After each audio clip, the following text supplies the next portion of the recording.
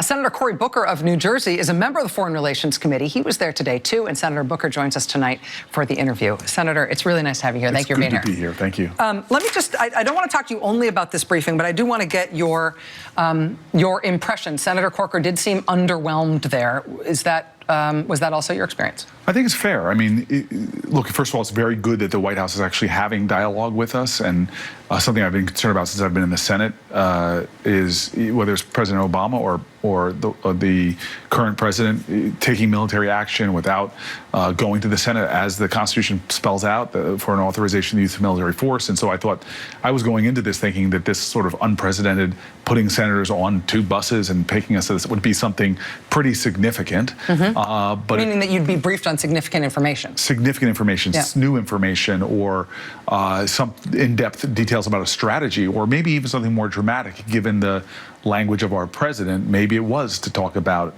an AUMF, an authorization for the use of military force.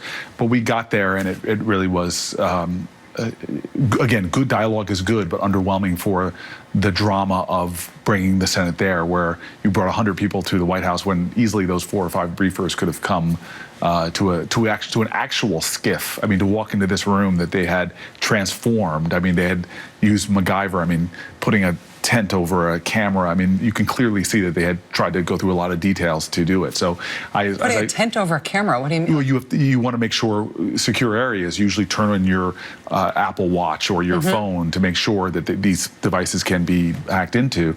So clearly, they had taken measures for the cameras that are usually in that room to cover them up, to make sure they. It was just an auditorium that they. It was an auditorium that they had to jerry-rig. So as I was coming back, I was saying, well, if we're being fiscally conservative, the expense that was taken to jerry-rig that room to transport 100 senators, when there are official so-called SCIFs, secure locations in the Senate, which is usually how we're briefed. And frankly, I've been to briefings in the 3+ years I've been in the Senate that have been more dramatic, with more significant information about an ongoing foreign policy crisis in that room. For this one, which I think you saw from our chairman, who, by the way, the ranking member Cardin and Chairman Corker, they do a really good job of trying to suppress the partisanship and really keep us focused on national interest, national issues. So these are straight shooters that are at the lead of this committee, as I see it.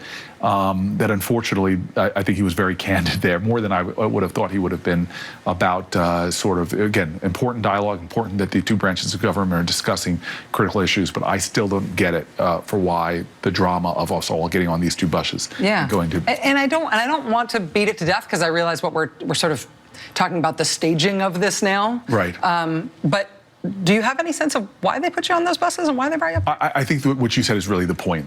There was a lot of that sort of in many ways distracted from the substance of the issue, which is we have North Korea violating international law, violating even understandings of the Chinese. They have nuclear weapons, and they're now testing ballistic missiles to be delivered. And this is a real, credible threat.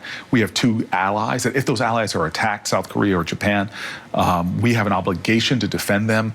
There are 250,000 plus Americans within tens of miles of the North Korean, of the demilitarized zone. There's a lot going on here that is very serious. We should be having discussions with. Again, while I disagree with the way we went about it today, it's good that the two branches of government are talking. I have serious concerns, not just about North Korea, but we had a hearing on Libya yesterday and the serious issues that are going on there. We interviewed ambassadors for Western Africa, as you covered today. Very important issues. We have a State Department right now that is stripped bare. No deputy secretary, no undersecretaries, assistant secretaries. They're not even doing daily briefings anymore. There's so much about the State Department that we are not arming up to do what experts that Republicans and Democrats are bringing into hearings are telling us we need to do. Be focused on diplomacy, building civic society, the kind of things that we need to not have military conflict, to solve our disputes in equitable ways. Even USAID, which I've now learned in my years in the Senate, is one of the more critical arms of the U.S. government in creating environments that fight against terrorism, that create just basic needs, water, food, helping to stabilize regions. We don't even have a head of USAID yet. And this is not because, as people saw with the cabinet secretaries, because we're fighting over Pruitt and no, these are fakes that There's no nominations. No nominations. Democrats want these positions filled. So there's a lot going on with this administration that I don't get right now, that's confusing. When we have real crisis situations, not just Syria, not just North Korea, but famines on the planet Earth that we've never seen, from South Sudan to places like Yemen. We have internationally displaced people and refugee crisis like we've never seen before.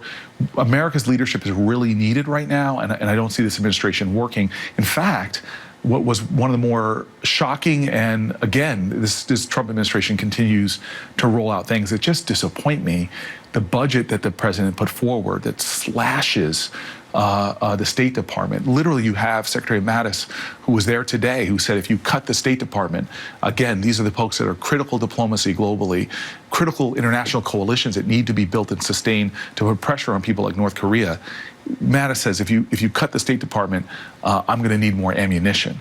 And what does the Trump administration do? In their proposed budget, savagely cut the State Department in these critical programs.